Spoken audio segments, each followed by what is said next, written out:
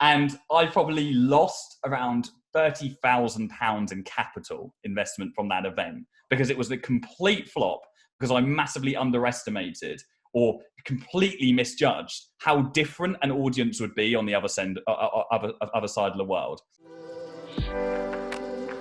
Over 1,700 new millionaires are created every single day in the US alone, and more than double that across the globe. They're people from all walks of life, most of them people just like you and I.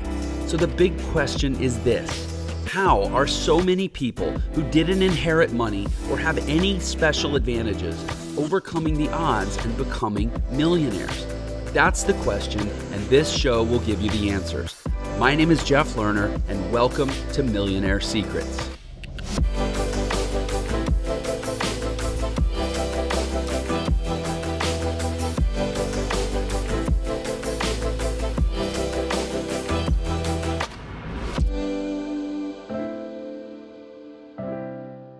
Welcome to another episode of Millionaire Secrets. This is Jeff Lerner, your host. Thrilled to be here as always. And today I am joined by someone who's doing some really, really wonderful stuff. I watched a video of his that was a year and a half old, and it referenced some numbers. And then I checked him out today, and you can just see that he's exploded since at least that video was created. And the world is really taking note, and he's doing some amazing things. His name is Jordan Platten. He's the founder of Affluent.co, which is a digital marketing agency, but also an e-learning business, which is close to home for me. That's obviously my world. He's got a specialization in social media advertising, but he's not only, provides that as a service, but he has used that extremely effectively to grow his own businesses. And we're going to dig into all that. Jordan, I'm excited. Welcome to Millionaire Secrets. Thanks for having me here, Jeff. I'm excited today. We're thrilled you're here. So you, in case the accent didn't give it away, Jordan is in the United Kingdom. and I feel like that bears mentioning. What time is it there? It's like obviously later in the day. Yeah, 7:20 in the evening. Okay. Yeah, I'm 20 past 11 in the morning here. I'm in Las Vegas. If you're watching this on YouTube, you may notice I'm in a hotel, traveling and doing what we get to do, which is work and not have to be stuck in one place. So yeah, I mean, you're young. I'm going to go ahead and read into that too, based off the visual.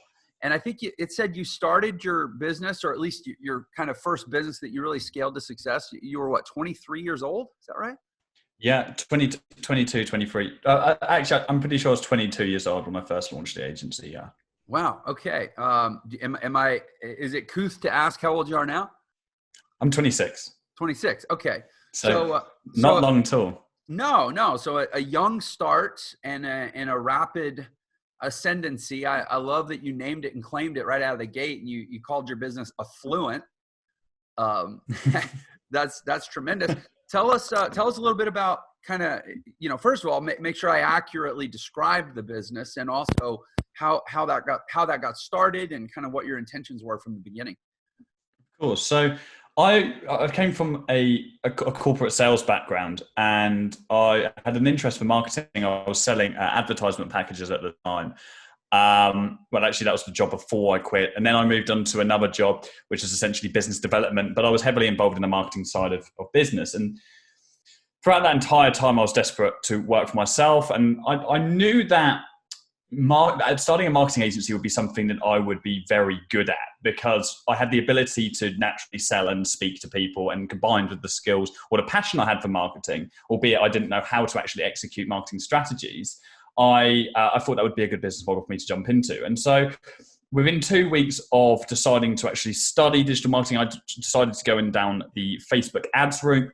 I signed my first client, which was a restaurant in my local city. I then signed my second about a week after that, which was a furniture company, one of my friend's family businesses. And that kind of made me enough to tie me over my outgoings to actually quit my job and go full-time on my own. To which I always say that I was lucky at the start or fortunate, I should say, that I had this instilled discipline from my time in sales knowing that when I was in sales, if I didn't stick to my targets, I was going to get the sack. And so I instilled that same discipline into myself when I launched a business, and just thought of myself as that guy standing behind me saying you're going to get the sack if you don't stick to your numbers. And so marketing is a sales game, like along with many other service-based businesses. And so I knew that if I stuck to my figures every day, I reached out to X amount of businesses every day, which is about 20 businesses a day, it would be physically impossible for me not to scale this business up or not be able to grow it somewhat. And so I managed to have my first 5-figure month 3 months into launching the marketing agency, 5 figures in profit. And then I noticed there was a lot of communities that I was in Facebook, and a lot of people were struggling or lacking behind. And I was getting a lot of questions asking me what I was doing different. And so I actually started documenting that journey on YouTube. I thought that would be valuable for people at a time where kind of everybody was just selling information through an online course about marketing, but no one was actually teaching some stuff for free. There was a complete gap of like free Facebook ad knowledge or signing up clients away from just buying courses. And so as the YouTube grew and we were getting quite a good following because we were putting content, my mission with YouTube was always to give away more for free than other people would have you pay for. And because we were putting out so much free content, it got very unbearable very quickly on being able to respond to people and help people. And so we decided there would be a market there for us to launch a digital product as well. And so at a time we launched a product called a social media marketing school, to which I didn't really like the brand. That's why we rebranded at the end of last year. And yeah, we scaled that up relatively quickly as well. We rebranded to Affluent.co at the end of last year, which came host to our new agency brand as well. So Affluent.co is the umbrella of the agency and the academy now as well. And yeah, the rest has been history, man. We're just literally been going full to steam ahead. We've got 3 full-time members of the team in the agency. We try and keep it super lean so we can just all have freedom from working at home and just provide one exceptional service focusing just on Facebook ads. So we just focus on compulsively getting as much return on investment as we possibly can. And yeah, now we're just where we are today, continuing to scale up, continuing to build the team, and want to build a international impact with the brand that we're building. Well, I mean, that's just wonderful. It sounds so easy. You know, I appreciate you sharing. I appreciate you sharing. And now all the listeners could just go do it themselves. That was good. Obviously, a little bit of humor there. I know for myself, the work that goes into providing, an abundance of, at least what I like to think is also quality YouTube content. That's a lot of work. And it's something that, I mean, you can tell me if you agree, but I feel like it's not something you can really fake as a tactic, because if your heart's not in it and you don't really believe in service and value, you just won't see it through because it's so much damn work. So maybe before I have a bunch of other questions, but maybe we can start there for a second. I mean, building how long has your YouTube channel been around? Well, we're coming up to 2.5 years since the channel was launched now. Yeah, and it's over 130,000 subscribers now, which is a very fast growth curve that I know, because I've had a YouTube channel that's, for about almost 2 years. And admittedly, I didn't know what the heck I was doing for the first year, but, I'm sitting at just over 20,000 subscribers. And frankly, I have people asking me how I did that. Yeah. So maybe you could dig in a little more granular to like, what is your actual strategy for getting as much traction as you have as quickly as you have on YouTube? I'm always very transparent about the fact that YouTube have been very, very kind to me. Statistically to this day, 80% of my traffic comes from YouTube suggestions. And my theory behind that is, from the start, I was so obsessed with just putting out ultra valuable content that I knew nobody else was putting out. So filling that gap. Videos that even when I had less than 10 subscribers, we're still getting a couple of hundred views, which, okay, we look at that in the grand scheme of things now, isn't a lot. But when you only have a couple of subscribers, it's really hard to get those first couple of hundred views. And I think because the channel early on was recognized for providing a lot of value, I've been favored throughout that since. I think the biggest thing, or the most important thing for anyone building a YouTube channel to realize is it's not easy, as you said. I get incredibly frustrated every time I record a YouTube video because I don't know about you, but I don't like to script. And so I'm constantly, in my mind is thinking about the next 5 sentences once I'm saying what I'm saying right now. And so I trip myself up all the time. I screw up. I'm a perfectionist. And so I start again. And it sometimes can take me 2 hours to record a 15-minute video, like really can. So it's not easy in that sense. And you really do, I agree, have to be committed to growing a channel because it's not the most fun thing in the world when that kind of thing happens. But it goes without saying, once you actually can build a good channel, it's a fantastic source of traffic. It's an amazing organic revenue driver. I mean, I would still say that 70% of our sales for our digital product come from YouTube. We've set up tracking through YouTube, and we can see a lot of traffic comes from there. One of the big things that we did to grow was at around 1,000 subscribers, we started running subscriber ads. So we'd run pre-roll adverts where essentially it was just me. It was actually me I'm pretty sure I was sat in my friend's bedroom. It was my office at the time, sat in my friend's bedroom, and I had this little desk set up. And I was just introducing myself, what I was doing in my agency, and just inviting people over to the channel, not asking for anything, not selling anything, just inviting people over to the channel. And that's how I grew from about 1,000 to 10,000. And after that point, my strategy was just getting big videos ranked. So to this day, the majority of my subscribers come from around 5 videos on my YouTube channel, which are well nested. I rank number 1 for Facebook ads. Number 1, I'm pretty sure we still rank number 1 for Instagram ads, and we're pretty high up just for the key term Instagram. And there's a whole bunch of other videos, or I'd say around 5 main videos that we are ranked number 1 or in the top 3 for, and that's where the majority of our subscribers actually come from. So I think we're growing at about 10,000 subscribers a month, but I would say 80-90% of them are coming from 5 videos. So it's getting a well-nested video, which is the trick. Yeah, that's really interesting. You know, the thing I love about YouTube, and really that I think I love about where the internet has gone in general and continues to go, is that like it really is a meritocracy. It's, if you're good, you'll get visibility. If you're great, you'll blow up. If you're anything other than those 2 categories, you know, you'll be frustrated, and you'll have days when you want to blame the algorithm, or you want to blame Google or Facebook, or, you know, your horoscope or whatever. But the reality is, these platforms have gotten so good at analyzing, you know, consumer behavior. All they're doing is rewarding you for giving people good, engaging value, you know, hopefully delivered with a little bit of flair, just to, you know, win some affinity. And, you know, one of my favorite quotes is, "Don't wish it were easier, wish you were better." That's a Jim Rohn quote. And I don't think that anywhere does that apply more than on really probably YouTube, even more than the other platforms. So, you know, I can't imagine that. I mean, let's take Facebook ads, for example. Yeah. That's a really competitive category. And although you may have had the heart to say, I'm going to let it all hang out, I'm not going to hold anything back, there's probably 100 other people that would say at least that they did the same thing. So for you to get a number 1 nested video on Facebook ads, you know, there's almost a sort of like a je ne sais quoi about that. Like what do you really attribute it to, man? And congratulations for doing so, but what do you think is at the source? I mean, obviously the channel is obviously, it must be ranked very well with regards to, I'm pretty sure on the back end of the algorithm, like most things, there will be some kind of health score of a channel. Yeah. And things will shoot you down, like buying engagement or anything like that. And anybody watching this right now who wants to start a YouTube channel, do not think about boosting your social proof by buying engagement to start off with. If you want to get a couple of extra views when you start off, run ads on your videos. Right. Do not pay an external source for that, because it will just get your channel just destroyed.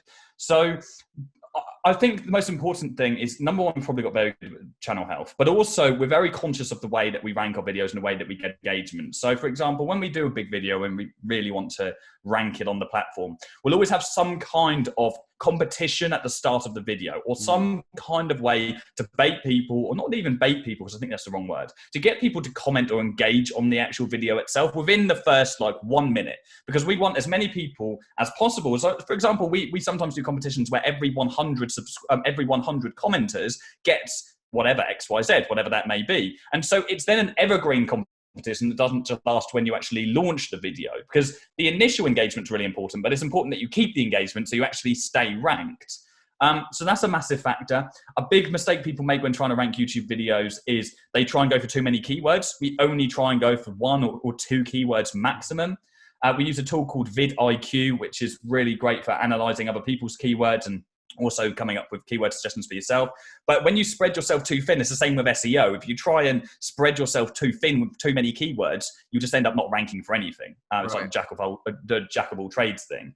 So yeah, we just focus on one thing, make sure we've got engagement straight away, and also just make sure it's really good, high quality content. I mean, that Facebook ad video is literally teaching people how to create their first ever Facebook ad if they had no knowledge whatsoever. And that's the topic that other people would normally charge you for. So I think that really helped as well, because I think people were like, okay, this is pretty crazy. Like, I didn't really realize this video would teach me this much. So they watched the whole way. So just to sort of reinforce what you just said, because I think there's a lot of people that sort of pay lip service to this idea of giving away a ton of value or giving away for free more than you ask in return, or more than you even sell. And a lot of people say it, it's a common enough idea, but frankly, my experience is people are terrified to do that. I mean, there's this natural self-preservation instinct. It's like, wait, if I give away my best stuff, then nobody's going to pay me for anything. Right. Yeah. So, first of all, I guess, can you speak to that? And secondly, how did you get, frankly, bold enough to actually do it when so many people, I think, actually stop themselves? Someone told me it's a very important point, and I think it's the biggest dilemma that content creators, well, one of the biggest dilemmas that content creators have. I was very fortunate that very early on when I launched the business and I started the YouTube channel, I was having this same conversation with someone, and they were suggesting some videos that I should create. Somebody else who's in the online marketing space, and they were suggesting videos to me. I was like, I can't teach that. Like, it's going to make my course like not even interesting to people. Why would I do that when I'm literally going to charge people for like knowledge just like a bit, like it's a bit more than that, or going a little bit more in depth. Right. And they said to me, look, the whole perception of giving away too much value is completely obsolete. It doesn't exist, because what actually happens is people think, if he's going to give me that much for free, how much will he be giving me for money? Because, and it's that perception. And I would do the same thing. If I was working with a business and their front end offer was so valuable, I'd think, oh my God, if they had to give me this for no money, what are they going to give me for money? And I think that's the thing you have to hold on to, is that perception. Yeah, I couldn't, I couldn't agree more. And I've made some ambitious statements about my YouTube channel that my goal is to build a channel that's more valuable than a Harvard education and has no price tag for anybody that wants to actually go start a business and be, successful in the world. And I probably still have a ways to go, but I'm committed to the cause. But the other thing I think people a lot of times don't fully realize is the extent to which, information itself has become such a commodity, and that whether you want to or not, selling information in its purest form is already a race to the bottom. Like, it's a race to zero. And that's not something we create, or that we can, that it's prudent to fight. It just is what it is. Knowledge and information is going to almost zero value, because it's so there, or it's so ubiquitous. And you have these platforms whose sole job is to do the job, what used to be the job of the college professor, or what used to be the job of the consultant, which is to parse and filter the abundance of information to distill it down to the thing that people need to know. Frankly, these search engines are getting so damn good at doing that, you don't even really need experts anymore. But if that's all it took to be successful, YouTube itself would be cranking out millions of new success stories a day, right? Because all the information's there. So clearly that's not all it takes to be successful. That said, what is it that you think it does take to be successful that nobody's actually getting from the videos, which is why they're still willing to go pay for services and or support? Good question. I think that it's really important for people to feel like they're part of something, and to have that support network, or just feel like they're on a mission or a like-minded mission that other people are on. Not everybody is built to be a standalone warrior who has enough personal dedication and motivation and resilience more than anything else to actually push themselves to be successful or to start a business or do anything. So I think that the most attractive thing when people buy knowledge is, yes, of course, it's the lessons and everything, but they know deep down that they can learn the majority of stuff, not everything. I mean, I'm still very confident. And in fact, I know for sure, unless I haven't searched the internet for every single topic in my program, for example, it'd be ignorant for me to say so. But I'm pretty confident there are a lot of things which are very personal to me that I teach that other people aren't teaching for free online. That being said, I wouldn't necessarily say that the knowledge or the information is the reason that people always buy. I think it's being part of a community of other people who are on the same mission, who can motivate them, who can have a bit of accountability with them, who can give them a kick up the ass because they're being lazy one day or they've had one rejection and they need somebody to say, listen, man, are you trying to do this or not? I think it's that. I think it's that community and just feeling like you're not on your own, which some people need, because I think so many people these days want to be successful. They love the idea of being successful. You can watch YouTube videos all day long, but unless you have the pressure to take action on what the stuff that you're learning, and I cringe at that term, take action, but it's so important because, and I also think on the flip side to that, when someone's buying an online course, they've got skin in the game. They're spending money, and so they also feel really guilty, and they beat themselves up if they then don't implement the stuff that they've actually learned. And I think that's another massive contributor as well. I've had friends who have said to me, hey, Jordan, I'd like to take your course. Can I have it for free? And I'm like, actually, no, you can't. You can give me a little bit of cash and I'll tell you why. It's because you won't actually do anything if I give it to you for free, because you've got no skin in the game whatsoever. And I think that's a massive contributor as well. Yeah. And I'm just gonna reinforce what you just said. To every person that direct messages me wanting stuff for free, that is the answer that I give them, what you just said. And to every person who then responds that is simply my justification for being a greedy asshole that actually is just trying to trick them into paying, even though they say they can't afford it. I'm never changing my position. I'm confident, and I certainly hope that you never change your position, because that is absolute fact, what you just said. Fact. And I think it has to be said. I think it has to be stood upon. And I think it needs to be woven into the entrepreneurial fabric of anybody that's out in the market trying to monetize value, which, by the way, unmonetized value is of questionable value, I would argue. That you need to be willing to anchor yourself to that principle and not be emotionally leveraged by all the people in the world who think that you owe them something. Yeah. Because if you owe them anything, it's to be a stand for their best self and to demand that they charge money. And if anything, raise your prices. That's what I say. Yeah, for sure. For sure. Well, I get the same messages every day. And that's the thing. It's like if people just invested half the time they invested, because we're not the only people are messaging. Right. If people invested half the time they're doing on that outreach into business outreach, then they'd be in a completely different position. Yeah. If you want free, call up a business and offer to do something for them for free. Don't ask to get something from them for free. And by the way, then you're still going to learn the same lesson, because whatever you give them for free, no matter how great it is, they're not going to value you either. And then you'll go, oh, now I get why Jordan said that. Right. Yeah.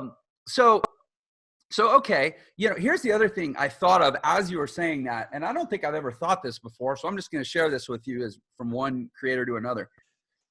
Knowledge begs questions. If you think about what a conversation is, it's you telling somebody something, and the more you tell them and the more you pack into what you say, the more they're going to go, oh, well, yeah, but what about this part of it? Or that begs this question, or, oh, can you tell me more about that? So that actually means the more you give, the more you create a demand for what you still have more to give. Yeah. Absolutely. Knowledge begs questions. And so in that sense, it actually makes perfect intuitive sense that the more you give them, the more they're going to have questions about it. And everybody's had the educational experience. So this is a commentary for all course creators, or everybody's had the educational experience of, like, you're going through a lesson and you really do get it, but you just have that one question. And you get hung up on the question, and it's almost paralyzing. Like it's like a cognitive dissonance to, like, get something but still have an unanswered question. And that tension is what you're offering to resolve by selling them something that brings them into closer relationship with you, because now they feel like I can get my questions answered, right? For sure. Anyway, that literally just hit me while you were talking. I think that's pretty cool. So, all right, we've talked about all the wonderful things that Jordan does and that makes him smashingly successful and, dashingly good looking and all these wonderful things. So tell us about your suck. Tell us about your screw up, something you did that just bombed, something that you, at best, you learned from, and at worst, you just kicked yourself over. Like, tell us one of those stories, because I'm guessing there's at least a few. Yeah. Okay. So the biggest one that comes to mind is, and you'll probably actually take a little bit of enjoyment in this one, being a Brit, bringing a little bit of arrogance over into the US. So essentially, I launched. I had this. I had a few early on failures in the way that I signed up clients that I didn't necessarily get great results for, or I signed up business because I just wanted the service retainer in my bank account and I wasn't too worried about the quality of the business and that. So I had kind of negligible issues along my way, but I still stand, and I'm pretty sure this majority of this is based on my previous experience. I still had a pretty pain-free, apart from all of the hours I put in, road to hitting around six-figure profit within the agency. Mm-hmm. One of my biggest issues came when I decided to host my first ever live event. So it was a live seminar event, and it was in London for the training-based business. And I'd never hosted one before. We had a great turnout, and I say great turnout, there's around 200 people there, which I thought was really great for my first ever event. And so we hosted this event in London. It went incredibly. I was absolutely terrified. And we managed to, we secured around 90 to 100,000 pounds within that event. So I thought, okay, this is going to be a thing. This is a huge new revenue source. This is going to be incredible. I'm going to take this to New York City, right? I went from London and I'm taking this to New York City. This is the next event I'm doing. Okay, I'm thinking like, I'm bulletproof at this point. I'm untouchable. Right. I'm going to do this. It's going to be incredible. Come to New York City. Getting people to buy the tickets was the hardest thing. And then we ended up getting given away for free. Because we're like, okay, let's do this thing for free. We hosted this event. We had about 100 people maybe turn up. And I probably lost around £30,000 in capital investment from that event, because it was a complete flop, because I massively underestimated or completely misjudged how different an audience would be on the other side of the world.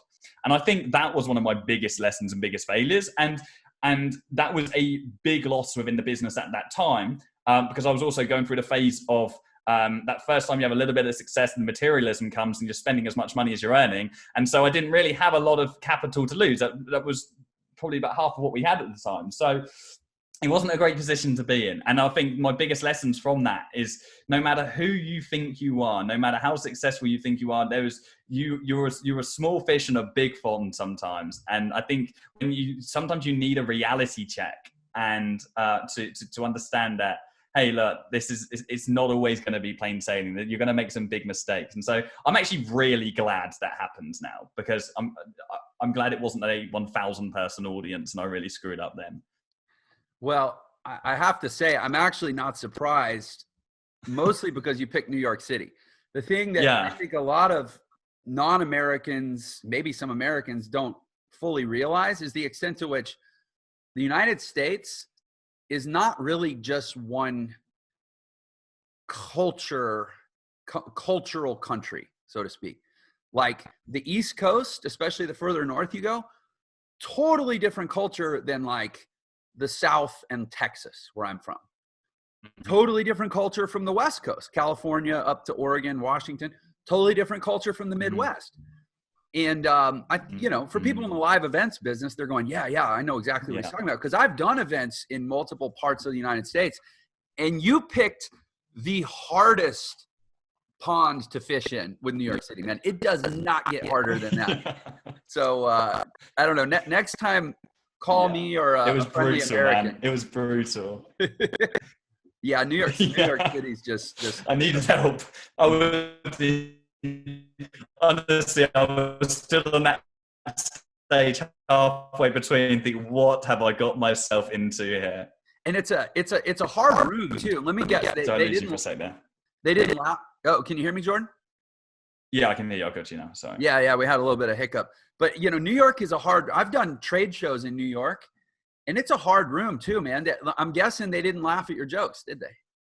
No, to be honest, that part wasn't that hard, but Okay. because it was pretty good because most of them were like people watch my YouTube channel. I think it was Okay. more so the fact that these guys had been to so many events similar that they were so used to being sold to. They knew to the T how to extract every tiny bit of value, and then when the pitch comes, it's like, okay, I'm out of here. I'm done. Now the day's over. Okay, so it's like they were conditioned to attend events like this, whereas maybe what we do in London, but maybe in English culture we don't. It's still a very like young industry, like not young as in age, I mean young as in like there's not so much of the hardcore sales events going on. But in New York it was like, yeah, I got shat right back out.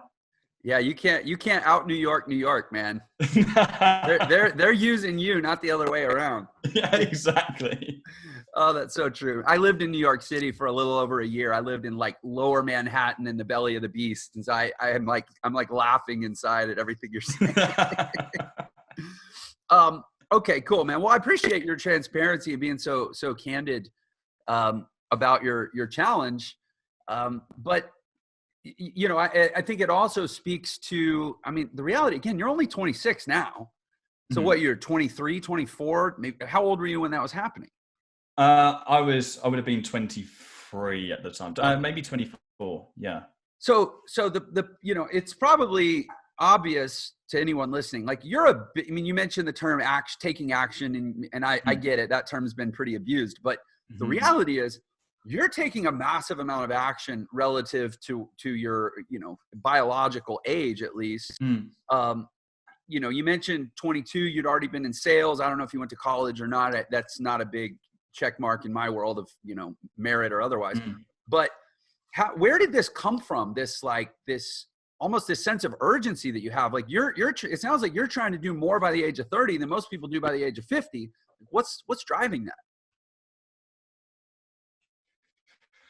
Do you know, I've often tried to think to my core where everything originates from, but I just naturally have been very interested in business and working for myself. I think what it really strings down to is me being useless at being told what to do and taking direction, unless I really do respect the authority figure that's coming from.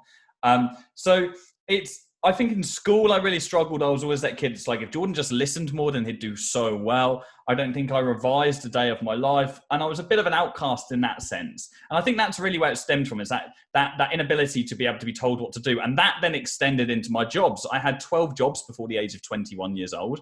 I got sacked by 2 of them. I was a bit of an employee's nightmare, if I'm completely honest. And during this whole time, I was trying little ventures. I used to draw Pokemon cards in school and sell them for £1. I launched a clothing brand at around 16 when I was in college. I got kicked out of university because I started a nightclub events business when I was there, and I stopped attending so much.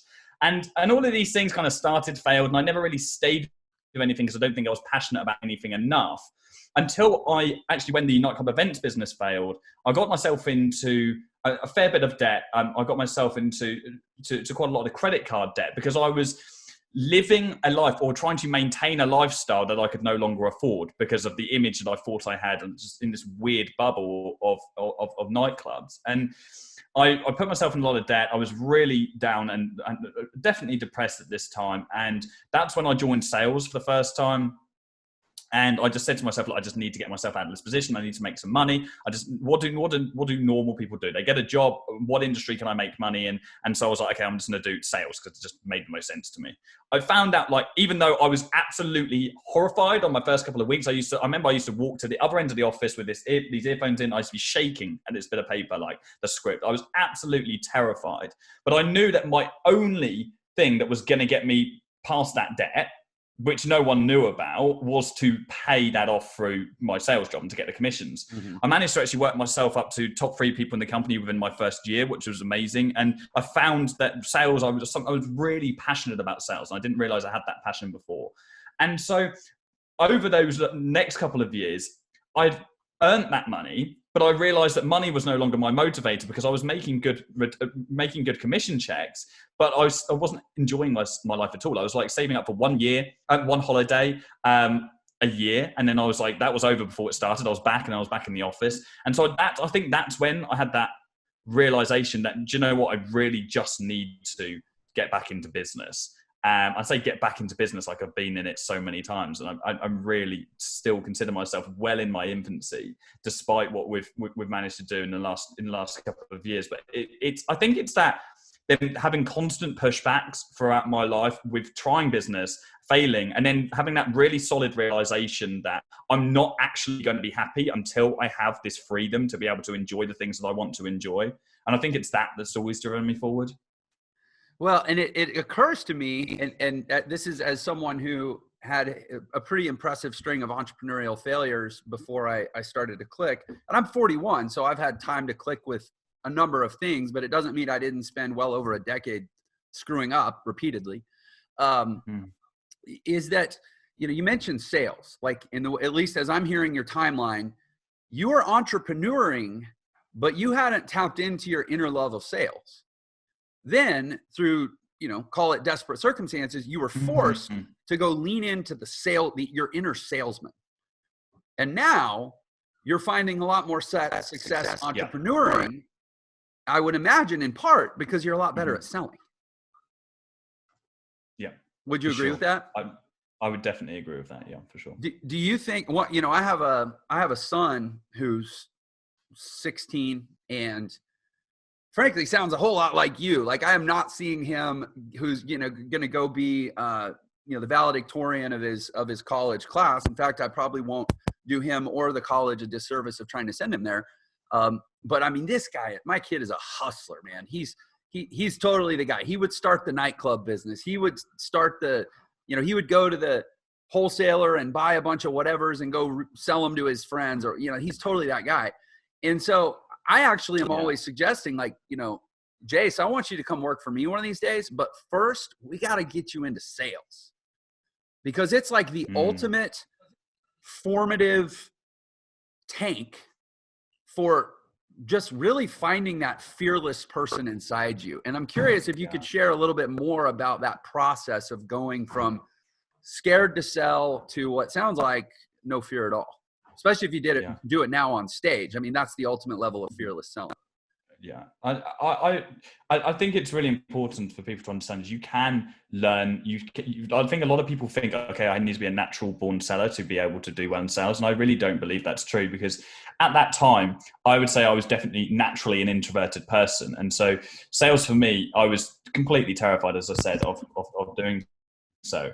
I think what really, really helped was having good mentors at that time, people who had already had success within sales, people who were in my team who were already getting good commission checks, and learning just the little tweaks that they were making. Because I was fortunate enough to join in a team who were actually doing the best in the company, and the little tweaks that they were making to the way that they were selling that really helped a lot. For example, I think it's very daunting for a new start salesman to have a printed script in front of them. I think that's very backwards. I think that I treated sales in the same way that I treated drama. I used to act, I used to do like theater acting when I was young.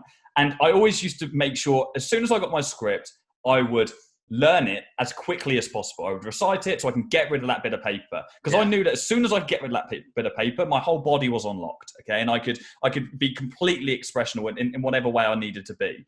And so I did the exact same thing in my sales job. I learned the script in 2 weeks. And other people who had been there for 2 years and never got rid of the script, because they didn't understand that their connection to the script was what was limiting them from actually being able to have good communication with other people. And I think that's all sales drills down to, is being able to communicate with other people and just accept or realize that you are one human being trying to help solve a problem for another human being. And if you can just have a conversation with someone, one script, and saying things by the script, you're not going to be able to cater to every kind of person that you speak to. And so you need to understand what you're saying and why you're saying these things, but not actually recite the exact words that you've learned.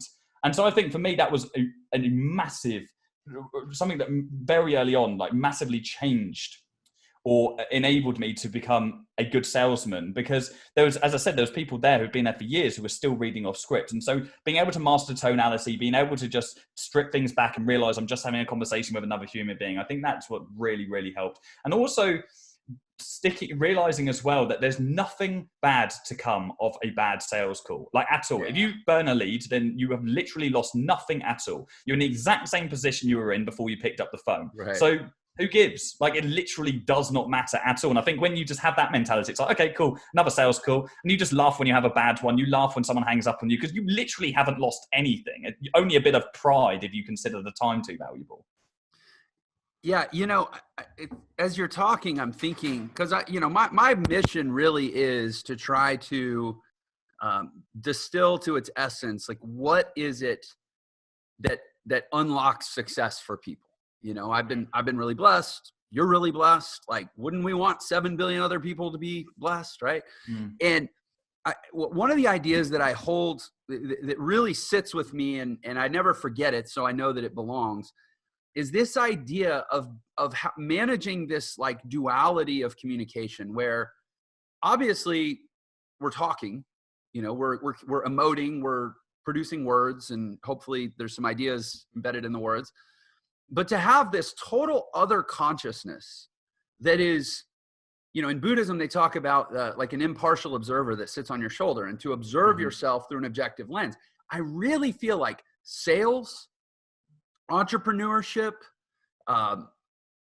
shooting videos. Oh my gosh, is it true when you're creating videos, doing interviews, even as you and I are talking, there has to be this parallel process where you're communicating, but you're also objectively observing yourself with intention, with direction, with strategy. You're able to think about, what am I going to say next, without disconnecting from what you're saying right now. That juggle. It's a struggle as well. That struggle. Yeah, the juggle is the struggle. But that is success in so many ways. And you look at sales, it's like you said, getting away from the script, partly because it unlocks your body and it unlocks your energy, but it also unlocks your consciousness to maintain this other node of intention and focus to try to direct the conversation, because you're smarter than the script. Yeah. And when you're holding the script is directing the conversation, right? So I'm curious, do you agree? Do you feel, because you're great on video, man. I watched some of your videos. I'm like, this guy, he gets it. Do you think some of that sources to what you're talking about with maybe both selling and even potentially acting? 100%. Yeah, 100%. And I think it can be your best friend and your worst enemy at the same time. It's really learning how to harness that, because I'm I don't know what you call it over in the US, but I'm pretty ADD, and so my mind is like that subconscious mind, which is thinking about what it's going to say next. That's running at 10 times the speed of some other people. So that can really trip me up sometimes as well. I often say to people when I'm recording a YouTube video, it's like I've got a speech impediment, because this guy in my mind is running like 10 times as fast as the words are actually coming out of my mouth. But I could not agree more. That's unlocking that and understanding that and harnessing that. I always say to people that communication is the single most important skill in the entire world when it comes to success. I was listening to an interview this morning. This totally makes me think of this. Maybe this is a diversionary aside, or maybe this is spot on. Either way, it's my show. I can talk about what I want. I was listening to this interview this morning with Elon Musk talking about Neuralink, which you're well familiar with Elon, I'm sure. I like to think he transcends oceanic boundaries. He's worldwide, but he's talking about his company Neuralink, which is his AI company. And it was so cool the way he was talking about how we have so much intelligence in our devices, but we have, the way he put it was, we have extremely low input bandwidth to our devices. In fact, our input bandwidth has gone down because we used to type with 10 fingers. Now we type with 2 thumbs. Yeah. And so our ability to get our conscious information into our device is literally as slow as our 2 thumbs. But these devices have such incredible output bandwidth. And so if you can increase the input bandwidth to be commensurate with the output bandwidth, then we start to unlock the power of digital technology and, silicon-based processing and all that. And so he's trying to skip the process of the thumbs, bypass the thumbs, and just be able to communicate with digital devices direct from your mind. And then that's a really cool way to say it, but it gets me thinking about what we're talking about right now, which is that verbally, you also have limited bandwidth. We can only speak so many words per minute. The other person can only process so many words per minute, but yet our mind has the ability to race and to create and to consider so much more than what can even come out of our mouths. And that refining that ability, almost thinking of the conversation as your input into a processing device, and trying to optimize the mind to connect to that in a way that, first of all, leverages the bandwidth as well as possible. In other words, you only have so much to say, so make sure you say the right stuff. But secondly, to just make sure that that part of your mind is always thinking bigger and bigger and bigger, even while you're speaking in the limited way that you can. Is like, I don't know, since I saw this interview, I'm like, I need to find a way to practice that. Yeah, we're so limited via voices. I think so many times when I've had conversations with people, I'm like, I wish I could just download this thought for you. Because I can't articulate it as well if my mind's thinking about it. But when it comes to verbal ability, that is actually the challenge, is to make sure that what you're saying does as closely as possible link to what you're thinking and intending. And that's where I just don't think people spend enough time developing their verbal ability. It is no surprise to me at all that you used to be an actor. Thank you. Well, it's literally yesterday. I think it's very important to keep developing that as well. It's funny you just said that, because it was literally yesterday I posted on LinkedIn asking for recommendations for elocution tutors. And because I think that it's so important to keep developing that language skill and develop the way you articulate sentences and stuff, especially when you do video and you speak on stage or anything like speech coaching. I think that's like something that's so invaluable for people to do, because it builds up all areas of your overall confidence. Yeah, I couldn't agree more. And there's virtually no aspect of your life that it won't touch and improve. I mean, relationships, you know, I'm not nearly good looking enough to win the relationship game simply by showing up. You know, I actually have, it's what I say is what's going to, you know, win or lose the day. And it'll touch every area of your life. Now, speaking of, you do a vlog, right? Yeah. Yeah. Excuse me. How often do you publish vlog episodes? So we only started doing this recently. So we've done our new vlog. We've only done we've done them in the past, like sporadically. So we've done went on a certain trip, then we posted one, but recently we've started posting a vlog once a month. Okay. And just, you know, full disclosure, I'm asking out of total self-interest because I published one vlog episode. It was one of the you know, some of the highest engagement of any YouTube video I've ever created. And then my team and I are like, okay, we're going to start doing a vlog. And initially our thought is to do it weekly. So I'm totally asking out of, you know, trying to learn from those who've gone before me. But what's your process? I'm curious, your actual creation process for the vlog. Well, to be honest, what we're doing now is, so I have funny enough, one of my students who came through our program launched a digital marketing agency, now got a video production agency, and we're a client of theirs now. So he comes down with me once a month, and we try not to plan we plan as little as possible, because again, I think that organic content is just much more authentic and people relate to it more, and I think people can tell when it's staged. And so we literally just mold the vlog around the day. But one thing that we've really tried to do recently is test out different engagement type episodes. So we've introduced like a little bit of comedy, like so you'd have like a 2 to 5 second comedy skit or something like that. So you're bringing people around, keep people interested throughout business content, because sometimes people get a bit bored of business content nonstop. And so I think we don't over plan. We have a framework and we know what time of the day we've got what meeting and whatnot. And yeah, apart from that, we don't over plan the vlogs. But I'm fortunate; it's not a usual vlog in the way that I'm not actually recording myself. We have it's the one video a month, or that we have somebody else extra record for us. Because if not, it's very hard I don't know if you've ever tried, I'm sure you have, recording your day whilst you've actually got things to do. Because your priority is always going to be on the things you've got to do instead of actually recording it. And then something really cool happens and you didn't have the camera on. And it's like, well, what's the point in that? So you kind of always need someone there helping you out with it. Yeah, that's been an interesting sort of healthy internal debate, is how much of it I should try to do on my own, because you really do maximize authenticity if it's literally I'm brushing my teeth and I just had this thought, let me hit record. But also you increase the logistic challenge of, you know, having to live your life and record your life at the same time. So I'm super appreciative and interested in your thoughts on that.